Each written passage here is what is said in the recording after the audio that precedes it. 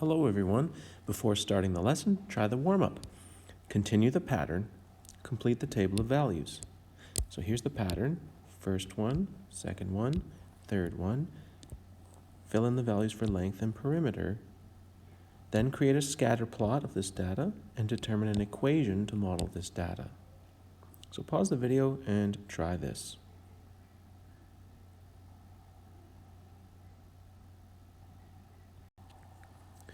When the length is 1, the perimeter is 4.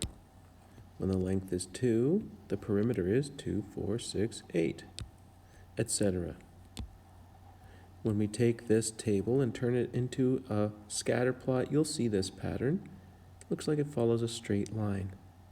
So when we are to determine the equation to model this data, well, you could just try to recognize what the rule of the function is. What do you do to the input to calculate the output? Well, it's times 4. So length times 4 gets you the perimeter.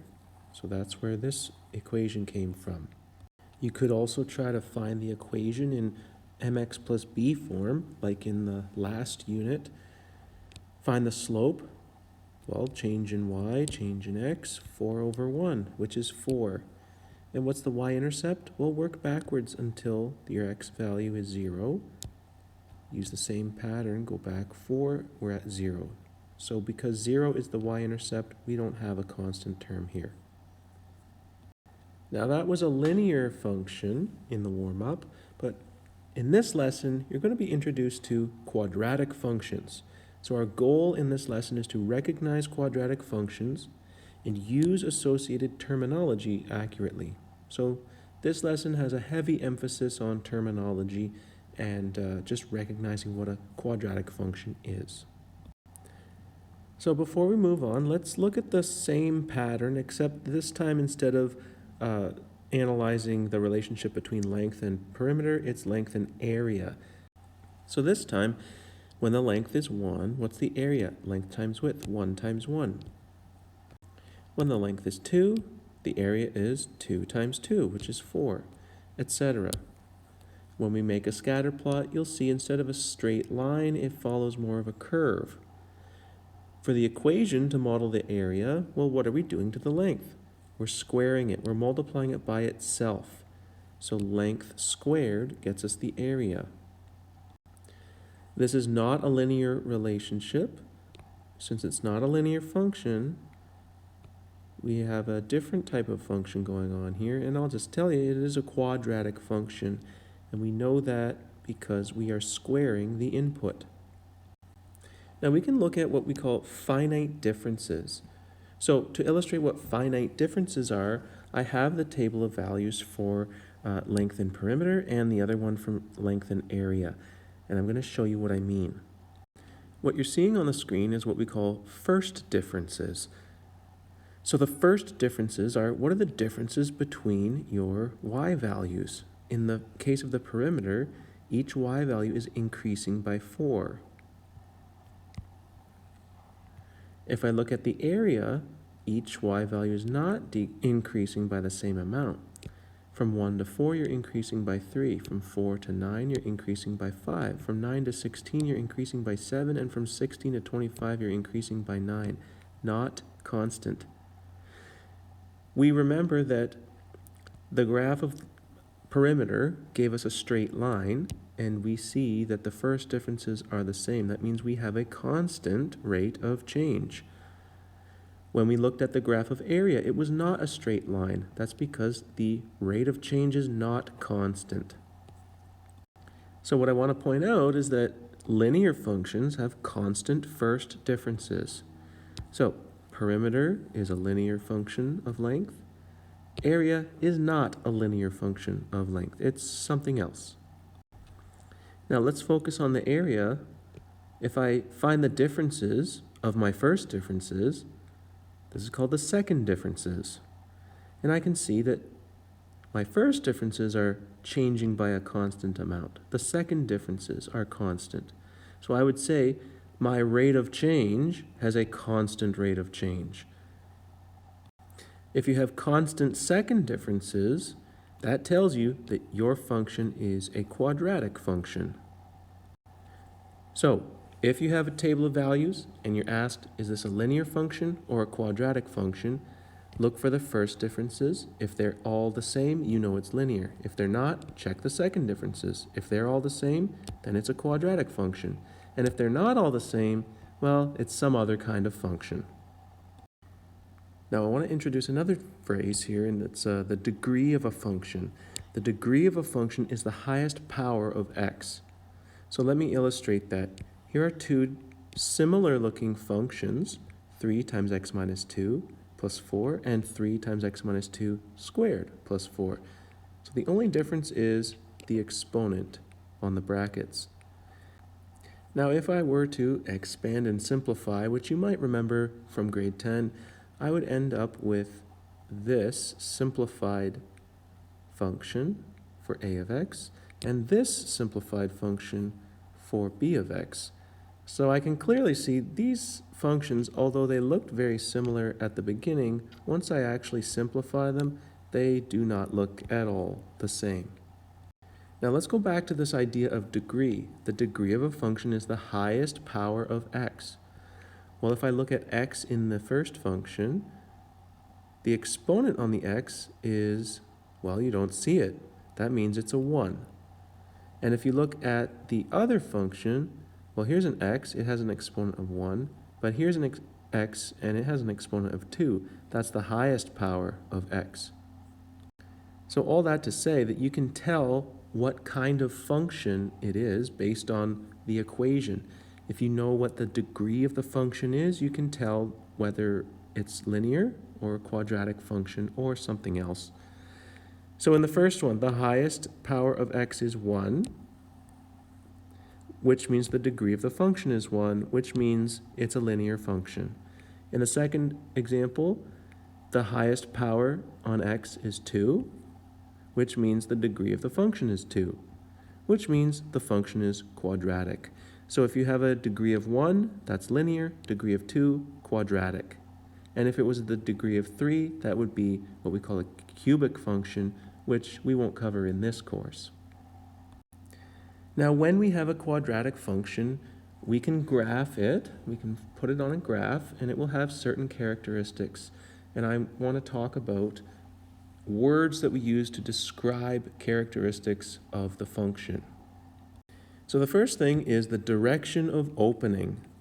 The direction of opening for a quadratic function will either be up or down. Now the way I remember that is the word up starts with a U, and that's the U shape that you get on the quadratic function if it opens up. Up starts with U, so the U shape, or down like a frown, we're frowning.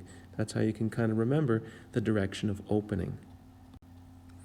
Now the shape of this graph, regardless of whether it's opening up or opening down, it's not a line, it's a parabola. So a parabola is the shape of the graph, and it's that kind of a curve. So if I mention parabola, this is what I'm talking about. It's just the shape of the graph. Just like if I mentioned the line for a linear function, it would be the same. I'm describing the shape. Now, the vertex of the parabola is the point at which your curve is reaching either a maximum or a minimum value. And when I ask for the vertex, I'm going to be asking for the coordinates of the maximum or minimum point on the parabola. Now I say maximum or minimum point. It depends on whether your graph is opening up or down. So here I have a parabola opening up. It's going to reach a minimum value down here because there's no maximum. Look at the arrows. This is going to keep increasing. It will never reach a maximum, but it will reach a minimum value right here. Likewise, if the parabola is opening down, there will be no minimum value because these arrows indicate that the graph keeps decreasing. But it will reach a maximum. This is the highest point that it will reach. So if you find the coordinates of those points, that is the vertex. That's what we're talking about. Now the axis of symmetry, or AOS, is the line that cuts the parabola in half, a vertical line. that cuts the parabola in half. You can think of it as the line of symmetry. It's a mirror line. It's the line across which the parabola reflects. I've indicated it with a dotted blue line in each example, and I've also indicated the coordinates of the vertex. Now notice this, the equation of the axis of symmetry is always x equals a number. X equals because it's a vertical line. On a vertical line, the slope is undefined. We will not write it in the format y equals mx plus b. Look on this line though. If it's a vertical line and it goes through the vertex where x equals 2, then every single point on that line has an x coordinate of 2. So that's why the equation is x equals 2. Now if you have a different location of a vertex, you'll have a different equation for the axis of symmetry. In this case, the vertex has an x coordinate of -2, which means the vertical line goes through x equals -2. That's the line of symmetry. And the axis of symmetry is useful because if you know what it is, based on symmetry, you can then use it to figure out where your vertex is, where your maximum or your minimum values are. Now the y-intercept is the point where the parabola crosses the y-axis. So here I have an example.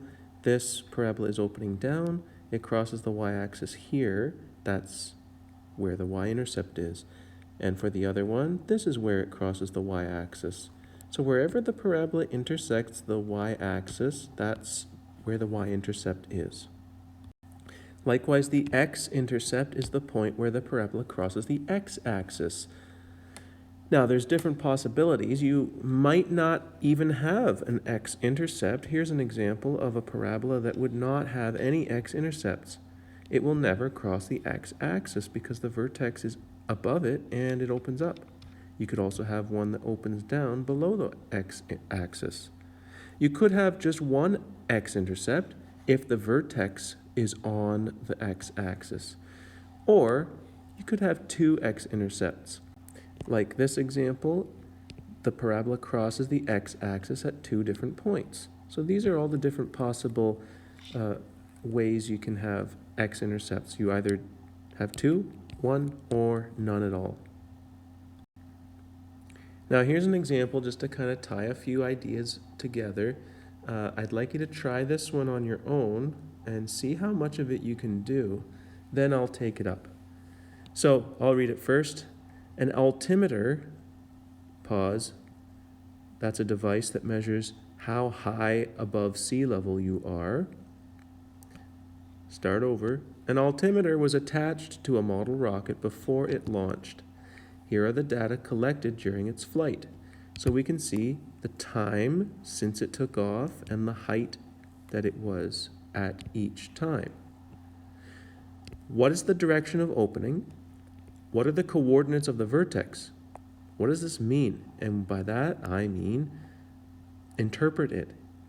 Use height and time to describe what's going on at the vertex. What is the equation of the axis of symmetry? Find the y-intercept. What does this mean? Find the x-intercepts. What do they mean? What are the domain and range of this function?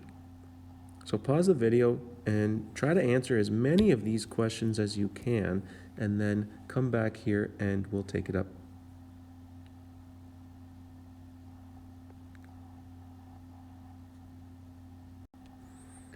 If I make a little sketch of what the scatter plot looks like, I can see that this opens down.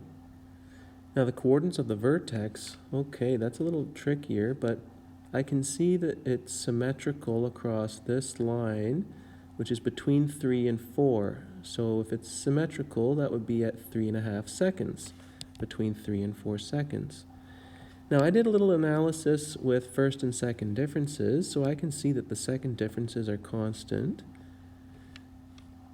And I can use all this information to figure out what would the value be between 3 and 4 seconds.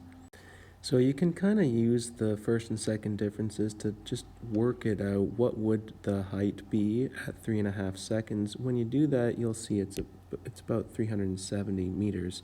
So at 3.5 seconds, it reached a maximum height of 370 meters. The axis of symmetry is this vertical line that I drew, x equals 3.5. The y-intercept, I had to do a little bit of work, so I used my first and second differences to try to work backwards to figure out at time 0, which would be on my y-axis, what is the height. And when I do that, I ended up with 110 meters. That means the rocket was launched 110 meters above the ground. So it'll start about here, then it'll go up, and then over here. It'll land. That leads into the next part, the x-intercepts. Again, you can use the first and second differences to try to work backwards until the height is about 0. I'm being approximate. It's going to be approximately negative 0.5 and 7.5. If you extended the graph backwards, it would cross the x-axis at about negative half a second, and again at a little over 7 seconds, 7.5 seconds, I'm going to guess. Now, what did they mean? Well, it's telling us when the rocket hits the ground. Now, the negative one doesn't really make sense because negative time, that would be half a second before the rocket was launched. So that one doesn't really make sense. But the 7.5 second one where it lands, that makes sense.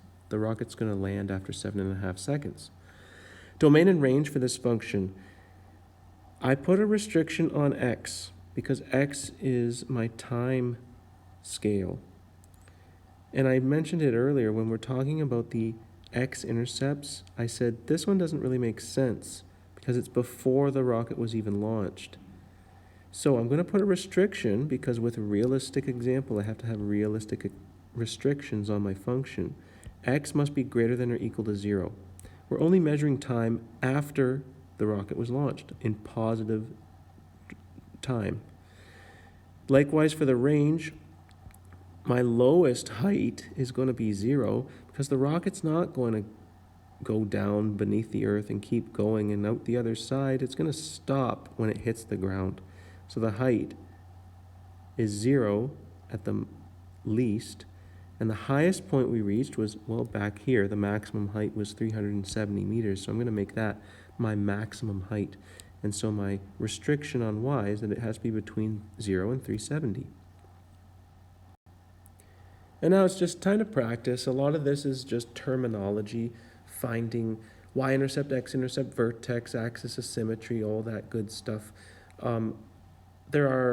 If there are applications, it's just going to be sketching a graph and answering questions about it, like in the previous example.